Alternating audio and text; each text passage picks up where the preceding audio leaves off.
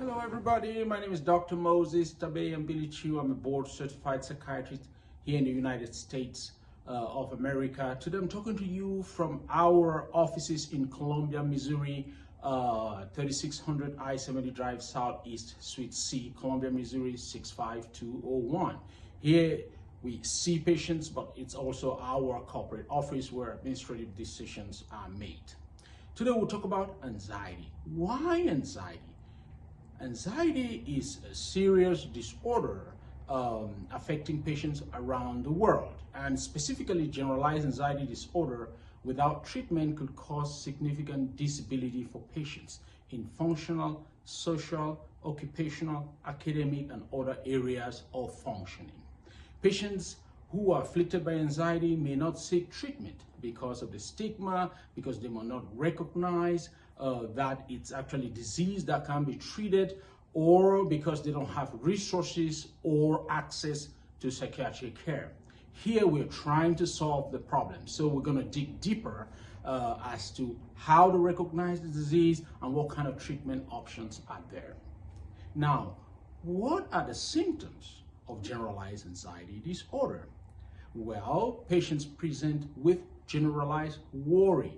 They're worried in a pervasive manner about a wide range of issues: financial, about their kids, about their future, about their career, about dying, and this worry makes it hard for them to sleep at night. Patients tell me, when I try to sleep at night, doc, all my problems just come to my mind. So their thoughts start racing. It's hard for them to settle and go to sleep. So insomnia is also part of the clinical picture. Patients find that they're always on edge. They find it hard to relax and enjoy the moment. Patients feel tension in their shoulders, in their back, in other areas of their body. Patients will find a lot of relief. Sometimes they get a massage on their shoulders, but that's a cognitive problem that is being localized in their body. So it requires evaluation and treatment. Thoughts may be racing in some patients. Patients may be very pessimistic because the anxiety stays with them. It makes it hard to make good decisions or be functional in an optimal manner. All right. So how does a physician go about diagnosing? Well, we can use some rating scales. We use a diagnostic interview. Diagnostic interviews are effective 90% of the time in arriving at some diagnostic conclusion in psychiatry. So we interview the patient. We may interview family members if it's a younger child. Parents are typically involved. Once the diagnostic interview is complete, we would kind of generate what we call a set of differential diagnoses. Right, so think about generalized anxiety as a problem that they present with, but we want to exclude other medical problems that may be impacting the patient, causing or mimicking symptoms of generalized anxiety. What are those medical conditions? Some of them are hyperthyroidism. A thyroid gland that is hyperfunctional could mimic symptoms of anxiety. Hypoglycemia, patients that are diabetic, if the blood sugars is waxing and waning, it could cause symptoms of anxiety. There is a condition that affects the adrenal glands. Those are small glands just to the north pole of your kidneys. They're called the adrenal glands. Those glands, if they have a tumor, which we call pheochromocytoma, that could mimic symptoms of anxiety.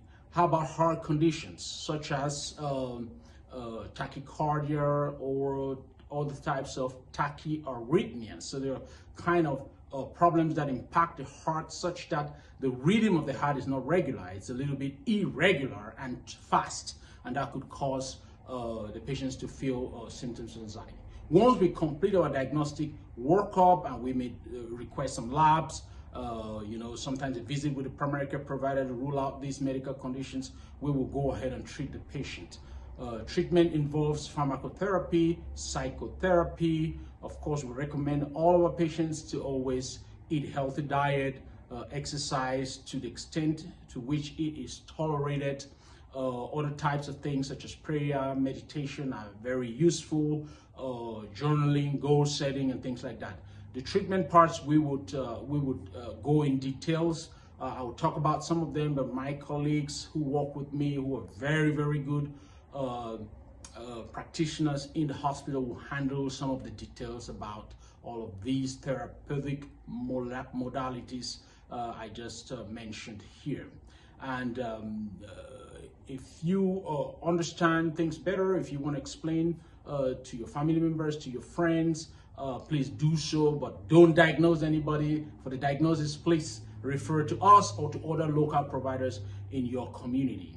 Don't forget to share, like, subscribe to our videos as we bring you more educational videos into the future. And for now, please to contact us for an appointment. Look at the footnotes. We have all that information there. And I'm signing off now. This is Dr. Billy Chu with Worldwide Psychiatry Services and American Experts in Psychiatry. Thank you for listening.